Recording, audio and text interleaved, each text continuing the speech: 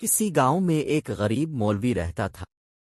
وہ اس چھوٹے سے گاؤں کی اکلوتی مسجد کا امام تھا اور نماز کے علاوہ گاؤں کے بچوں کو قرآن بھی پڑھاتا تھا، جبکہ اس کی بیوی گاؤں کی بچیوں کو مدرسہ پڑھاتی تھی، جس سے ان کا گزر بسر ہو جاتا تھا۔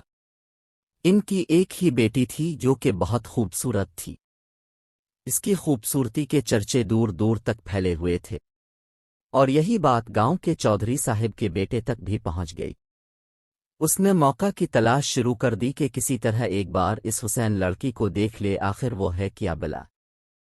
ایک دن وہ مولوی صاحب کے گھر چلا گیا کہ کچھ نیاز وغیرہ دینے کے بہانے مولوی کی بیٹی کا دیدار ہو جائے گا، اور اس طرح وہ اپنے مقصد میں کامیاب ہو گیا۔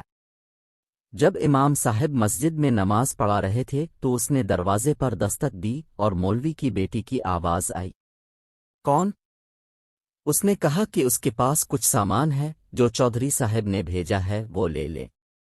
لڑکی نے کہا کہ اب دروازے میں رکھ دے، میں اٹھا لوں گی۔ اس نے سامان رکھا اور وہیں انتظار کرنے لگا۔ جب لڑکی نے سمجھا کہ سامان رکھنے والا چلا گیا ہے تو اس نے سامان اٹھانے کے لیے دروازہ کھولا تو اس لڑکے نے اسے دیکھ لیا۔ دیکھا ہی نہیں بلکہ اس پر عاشق ہو گیا اور وہیں اپنا دل دے بیٹھا۔ لڑکا گھر آیا اور ضد پکڑ لی کہ اس نے شادی کرنی ہے تو مولوی کی بیٹی سے ہی کرنی ہے۔ چودھری صاحب اس رشتے کے حق میں نہیں تھے۔ انہوں نے بیٹے سے کہا کہ میں جا کر مولوی صاحب سے بات کرتا ہوں۔ چودھری صاحب آئے اور مولوی سے کہا کہ میرا بیٹا شراب پیتا ہے، جوا کھیلتا ہے اور ہر برائی ہے اس میں اپنے بیٹے کے لیے آپ کی بیٹی کا رشتہ مانگنے آیا ہوں۔ اگر آپ انکار کریں گے تو میں ہنسی خوشی چلا جاوے گا۔ یہ نہ سوچنا کہ میری ناراضگی آپ کی زندگی میں کوئی خلل ڈالے گی۔ اب ظاہر سی بات ہے مولوی صاحب نے انکار ہی کرنا تھا۔ چودھری صاحب گھر گئے اور بیٹے سے کہا کہ مولوی نے انکار کر دیا ہے اور دوبارہ کبھی اس گلی سے بھی نہ گزرنا۔ لیکن لڑکے کو بہت غصہ آیا کہ اتنی دولت، عزت اور شہرت کے باوجود مولوی نے یہ رشتہ کیسے ٹھکرا دیا۔ میں ضرور انتقام لوں گا، اور اس نے دل میں انتقام کی ٹھان لی۔ ادھر مولوی صاحب کی بیٹی بیمار ہو گئی اور اسے پیٹ میں درد شروع ہو گیا۔ پہلے تو وہ گھریلو ٹوٹکوں سے علاج کرتے رہے، لیکن جب بیٹی کا پیٹ پھولنے لگا تو وہ گاؤں کے واحد حکیم کے پاس چلے گئے۔ اس وقت الٹرا ساؤنڈ وغیرہ اور جدید آلات تو تھے نہیں۔ لہذا حکیم صاحب نے بچی کی نبض چیک کی، پیٹ درد کی شدت کا جانچتے ہوئے بتایا کہ آپ کی بیٹی حاملہ ہے۔ مولوی کے گھر میں تو جیسے کوہرام مچ گیا، ایک قیامت آن پڑی۔ مولوی نے بیٹی کو بہت مارا پیٹا کہ کس کے ساتھ منہ کالا کروا آئی ہے، کس کا بچہ ہے تیرے پیٹ میں۔ ایک دو بار اسے قتل بھی کرنا چاہا لیکن میں بیچ میں آ گئی۔ اسے یقین تھا کہ اس کی بیٹی بے گناہ ہے۔ وہاں ان کی بیٹی بھی اس امتحان پر اللہ سے امید لگا کر بیٹھ گئی کہ اب کوئی معجزہ ہی اسے اس نہ کردہ گناہ سے نکال سکتا ہے۔ ادھر چودھری کے بیٹے نے جب 2-3 بار مولوی کو بیٹی کے ہمراہ حکیم کے پاس جاتا دیکھا تو حکیم کے پاس چلا گیا۔ تھوڑی سی رقم ادا کی تو حکیم نے ساری بات اگا دی۔ چودھری کا بیٹا واپس آیا اور گاؤں کے میراثی کو کچھ رقم دت کر سارے گاؤں میں اعلان کروا دیا کہ مولوی کی بیٹی بغیر نکاح کیے حاملہ ہو گئی ہے۔ گاؤں کی عورتیں مولوی کے گھر آنے لگیں اور پوچھنے لگیں کہ ایسا کیا ہو گیا کہ بیٹی کو یہ گناہ کرنا پڑا، اس کی شادی کیوں نہ کروا دی، کس کے ساتھ منہ کالا کیا۔ غرض جتنے منہ اتنی باتیں۔ گاؤں کی پنچایت نے مولوی صاحب سے امامت واپس لے لی اور انہیں 1 ماہ کا وقت دے دیا کہ وہ اپنی رہائش کا بندوبست کسی اور گاؤں میں کر لے۔ گاؤں والوں نے بھی اپنی بچیوں کو مولوی کی بیوی کے پاس بھیجنا چھوڑ دیا۔ ہر طرف سے مولوی صاحب پریشانیوں میں گھیرے جا چکے تھے، انہیں کوئی راستہ دکھائی نہیں دے رہا تھا۔ ایک دن وہ پریشانی کے عالم میں بیٹھے تھے کہ دروازے پر دستک ہوئی۔ جا کر دروازہ کھولو تو سامنے ایک خوبرو نوجوان کھڑا تھا۔ اندر آنے کی اجازت طلب کی تو مولوی صاحب پریشانی کے عالم میں کچھ سوچنے لگے۔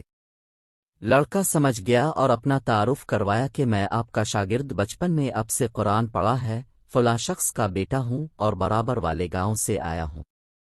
مولوی صاحب نے پہچان لیا اور اسے اندر لے آئے۔ اس نے اپنے آنے کا مقصد بتاتے ہوئے کہا کہ اسے معلوم ہوا ہے کہ آپ کی بیٹی کے ساتھ یہ ماجرا پیش آیا ہے۔ مزد بتایا کہ وہ شہر سے حکمت کو کورس مکمل کر کے آیا ہے اور گاؤں میں حکمت خانہ بنانے کا ارادہ رکھتا ہے، لیکن آتے ہی اسے اس بات کا علم ہوا تو اسے یقین نہیں آیا کہ یہ واقعہ سچ ہے، اور وہ اس کا راز معلوم کرنے پہنچ گیا۔ مولوی صاحب کو بھی کچھ امید سی نظر آنے لگی۔ اس لڑکے نے مولوی صاحب کی بیٹی کی نبض دیکھی، کچھ تفصیلات پوچھیں اور پھر کچھ سوچتے ہوئے مولوی صاحب سے ایک بکرے اور ایک کتے کا بندوبست کرنے کو کہا، جبکہ لڑکی کو دن کا کھانا کھانے سے منع کیا اور بھوکا رہنے کو کہا۔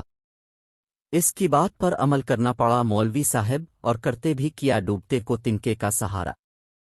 رات تک سارا بندوبست کر دیا۔ لڑکے یعنی حکیم نے گاؤں کی کچھ معزز عورتوں کو بھی بلوا لیا اور ان سے بکرے کا گوشت پکانے کو کہا۔ جب گوشت پک چکا تو اس لڑکے نے لڑکی سے کہا کہ پیٹ بھر کر گوشت کھا۔ لڑکی بھی صبح سے بھوکی تھی، جی بھر کر گوشت کھایا۔ جب لڑکی نے گوشت کھا لیا تو اس وقت تک محلے کے کچھ مزید لوگ بھی مولوی کے گھر کے باہر جمع ہونے شروع ہو گئے کہ یہاں کیا ماجرا چل رہا ہے۔ اس لڑکے نے مولوی صاحب کی بیٹی کو بلوایا اور دوسرے کمرے میں لے گیا جہاں اس نے پہلے سے کتا ذبح کر کے رکھا ہوا تھا۔ اس لڑکی کو بتایا کہ جو گوشت اس نے کھایا ہے وہ اسی کتے کا گوشت تھا۔ بس پھر کیا تھا، لڑکی نے الٹیاں شروع کر دی اور جو کچھ کھایا تھا سب باہر آنے لگا۔ کچھ ہی دیر میں اس کے پیٹ سے الٹی کے ذریعے ایک مینڈک بھی باہر نکل آیا، جسے سب محلے والوں نے اپنی آنکھوں سے دیکھا۔ جیسے ہی مینڈک باہر نکلا لڑکی کو کچھ سکون سا محسوس ہونے لگا، تو وہ لڑکا کہنے لگا کہ اس لڑکی نے کسی ندی یا دریا کا پانی پیا تھا۔ اس وقت چھوٹا سا مینڈک کا بچہ اس کے حلق کے ذریعے پیٹ تک جا پہنچا۔ جب وہ مینڈک کا بچہ بڑا ہوا تو اسے تکلیف شروع ہو گئی اور انفیکشن کی وجہ سے پیٹ بھی پھولنا شروع ہو گیا۔ گاؤں کے سب لوگ اس لڑکے کی ذہانت اور حکمت دیکھ چکے تھے اور اس لڑکی کی پاک دامنی بھی سب پر واضح ہو گئی۔ مولوی صاحب نے اس لڑکے کے اسرار پر اپنی بیٹی نکاح اس نوجوان سے کر دیا اور یوں وہ ہنسی خوشی اپنی زندگی بسر کرنے لگے۔